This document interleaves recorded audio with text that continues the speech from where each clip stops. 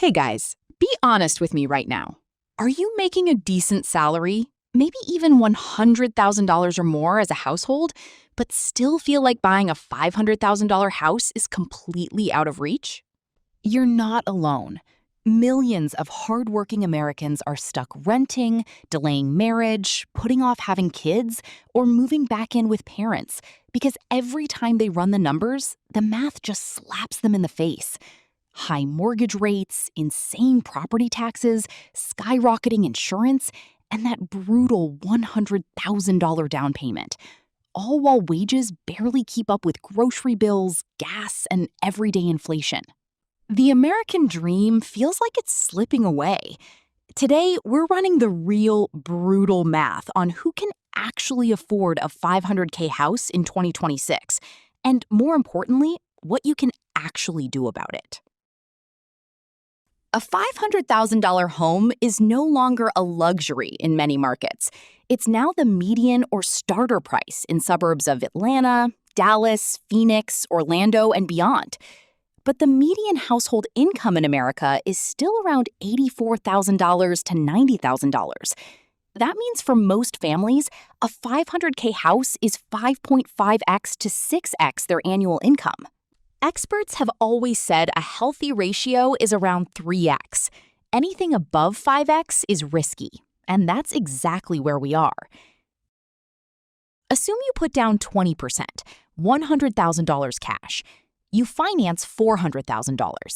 Current 30-year fixed rates are around 6.3% to 6.5%. Using 6.4%, your principal and interest payment is roughly $2,510 per month. Now add the other costs. Property taxes, about 1% average, $400 to $500 a month. Homeowners insurance, $200 to $250 a month. Maintenance and repairs, 1% of home value yearly, about $400 per month. Total monthly housing cost, $3,500 to $3,800 plus. That's a lot of money leaving your account every month before you even buy groceries or save for retirement.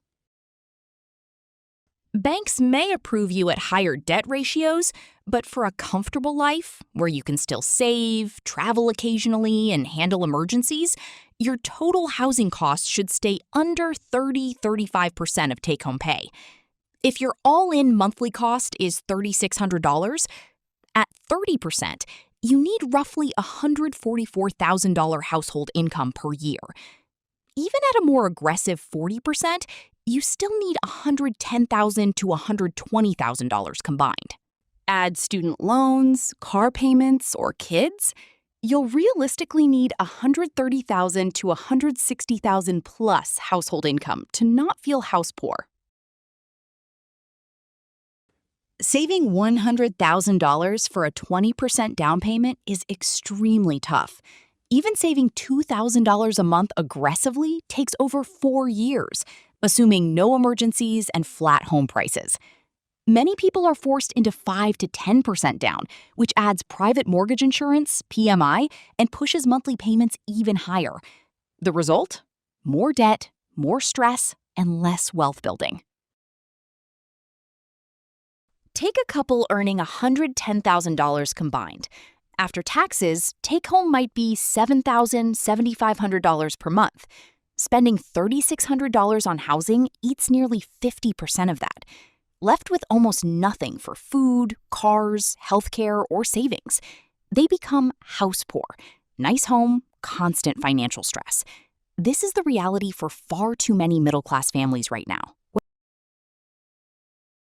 Using comfortable numbers, you need $140,000 to $160,000 plus household income to buy a 500K house without destroying your lifestyle. Even with lenient bank rules, $120K to $130K is the minimum in most areas. Bottom line, only about the top 20% of American households earn enough. That means roughly 80% cannot comfortably afford it in 2026. So what now? Here are real, actionable steps instead of just complaining. Increase your income aggressively. Side hustles, career switches, skills upgrades, or negotiating raises. In today's market, higher income is often the fastest way to unlock homeownership. Build a bigger down payment. Aim for 15 to 20% if possible. Cut unnecessary spending, use high-yield savings, or consider family gifts. The bank of mom and dad is helping millions. Target more affordable areas. Look at emerging suburbs, secondary cities, or Midwest South markets where $500K still buys more house and taxes are lower. Consider alternatives to a full $500,000 single-family home. Townhomes, condos, or duplexes can lower the price point and sometimes generate rental income. Even 0.5% lower can save you tens of thousands. Rent strategically and invest the difference. In many cities, renting and investing the savings in stocks, index funds, or your own business can build more wealth long-term than stretching for a house right now. Wait for better conditions. If the numbers don't work, don't force it. Build your financial foundation first. Home prices and rates may ease in the future. Remember, a house is a tool for building wealth, not something that should bankrupt your lifestyle. The math is brutal, but knowing the truth puts you ahead of most people. What's your household income and city? Is a $500,000 house realistic for you? Drop it in the comments. I read every one.